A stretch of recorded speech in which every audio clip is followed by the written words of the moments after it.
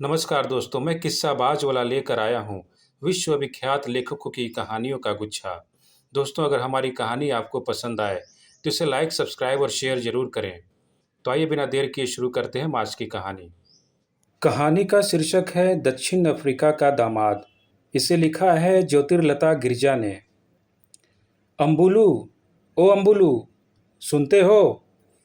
ऊंची आवाज में पुकारते हुए घर के अंदर प्रवेश करते हुए रामभद्र को चकित नजरों से देखते हुए विशालम ने पूछा, क्या बात है? क्या कोई खजाना हाथ लग गया है? दालान के कोने में दीवार से सटकर बैठी पत्रिका पढ़ती विमला भी पिता को आश्चर्य से देख रही थी। पत्नी को जवाब देने से पहले रामचंद्र ने अपनी पुत्री की ओर मीठी मुस्कुराहट फेंकते हुए कहा, खजाने से बढ़कर कुछ हाथ लग गया है। दक्षिण अफ्रीका के उस लड़के ने अपने पिता को पत्र लिखा है कि उसे हमारी विमला पसंद है। बाजार में स्वामीनाथन से मिला तो उन्होंने कहा, और 2 महीनों में लड़का भारत आ जाएगा, तब शादी हो जाएगी। रामभद्रन ने पत्नी को बताया। वह अपनी पुत्री को देखकर मुस्कुराई। विमला ने सिर उठाकर उनमें से किसी को न देखा।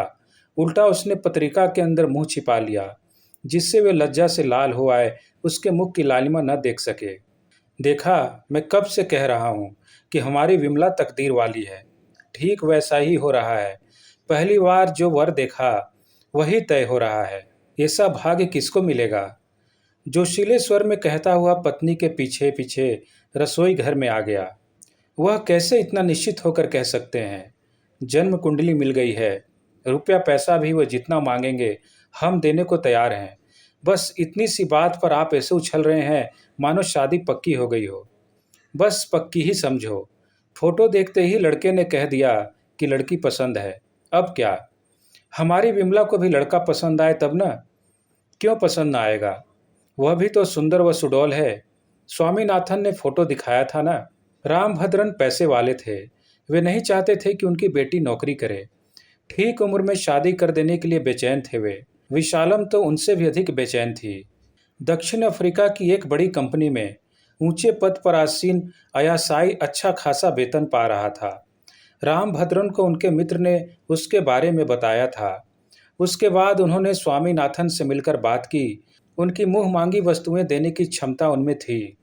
जन्म कुंडली और अन्य लोकोपचार की बातों के उपरांत स्वामीनाथन ने लड़की का फोटो लेकर लड़के के पास भेजा था। उसने भी लिख भेजा था कि लड़की पसंद है। माता पिता की इस बातचीत को सुनते हुए विमला वहां बैठी रही, यह जानकर कि लड़का मद्रास में एमएससी में सर्वप्रथम श्रेणी में उत्तीर्ण आया था। वह असीम हर्ष में डूबी थी।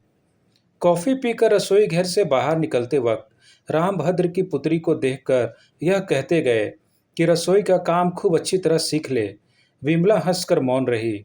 पहला ही लड़का वर बनना तय हुआ जानकर वह आश्चर्य में पड़ गई। अभी 10 दिन ही हुए थे। विमला एक तमिल पत्रिका पढ़ रही थी। उसमें एक लेख लिखा था। वह अंग्रेजी का तमिल अनुवाद था। संयोग से उसने वह लेख पढ़ा। उसके लेखक थे A.N.A. सामी। दक्षिण अफ्रीका से प्रकाशित निबंध का तमिल अनुवाद था। वह पत्रिका विभिन्न राष्ट्रों के संबंध में विशेष स्मारिकाएं प्रकाशित करती थी। उस क्रम में यह दक्षिण अफ्रीका की विशेष स्मारिका थी। दक्षिण अफ्रीका शब्द ने उसमें एक गुदगुदी पैदा कर दी थी। उसने उस पत्रिका का एक शब्द भी न छोड़ा था। उसी में वह होश खो बैठी थी। शायद उसका विचार यह रहा हो कि वहां जाकर बसना पड़े तो उस देश की जानकारी रखना अच्छा है। उसका लेख का शीर्षक था अपार तीड़। पता नहीं अनुवादक ने शीर्षक का अनुवाद क्यों नहीं किया। लेख सशक्त गंभीर शैली में था। उसने मन ही मन सोचा कि जब अनुवाद का प्रभाव इतना प्रभावकारी एवं गतिशील है तो मूल का प्रभाव कैसा होगा। दक्षिण अफ्रीका में अल्पसंख्यक अंग्रेज शासक थे। वे स्वदेशी काले लोगों को अछूत बनाकर किस तरह यातनाएं देते थे, इसी का सविस्तार सजीव वर्णन उस लेख में था। लेखक ने यह तर्क दिया था कि हमारे देश में छुआछूत की प्रथा उन यातनाओं की तुलना में कुछ भी नहीं। लेखक ने यह भी चाबुक लगाई थी कि समस्त मानव शरीर में खून का रंग लाल ही है। बाहरी चर्म के कालेपन को देखकर किसी की उपेक्षा करना मानवता के खिलाफ है। विमला ने हमेशा की तरह यह पढ़ा, फिर भूल भी गई। 1 सप्ताह बीता कि उसके पिता ने उत्साह भरे स्वर में उसे यह सूचना दी कि हिमालय नामक उस पत्रिका में अपार तीर्ण नामक लेख लिखने वाला A.N.A. सामी और कोई नहीं, अपितु वह दक्षिण अफ्रीका वाला वही लड़का आया स्वामी है। A.N. आया स्वामी को संक्षेप में उसने A.N. सामी रख लिया था। उसके दफ्तर में भी उसका वही संक्षेप नाम चलता है।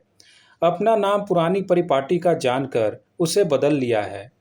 विशालम जो यह सारा विवरण सुन रही थी, बोली, मेरा भी विचार था कि नाम पुराने ढंग का है। नाम में क्या रखा है? अय्या स्वामी हो या अन्ना सामी, हमें तो असामी अच्छा चाहिए। क्यों, ठीक है ना? हंसते हुए रामभद्रन ने पुत्री की ओर कनखियों से देखा। विमला के मन में गर्व का अनुभव हो रहा था। अब की बार वह अपने लज्जा से हो आए लाल चेहरे की लालिमा छिपाने में असमर्थ थी। थोड़ा बहुत छिपाना चाहे भी तो हाथ में पत्रिका कहाँ थी। उसके मन में अंग्रेजी में लिखे मूल लेख को पढ़ने की तीव्र इच्छा जागृत हो गई, पर दक्षिण अफ्रीका में प्रकाशित वह पत्रिका भारत में न मिलने के कारण बहुत निराश थी।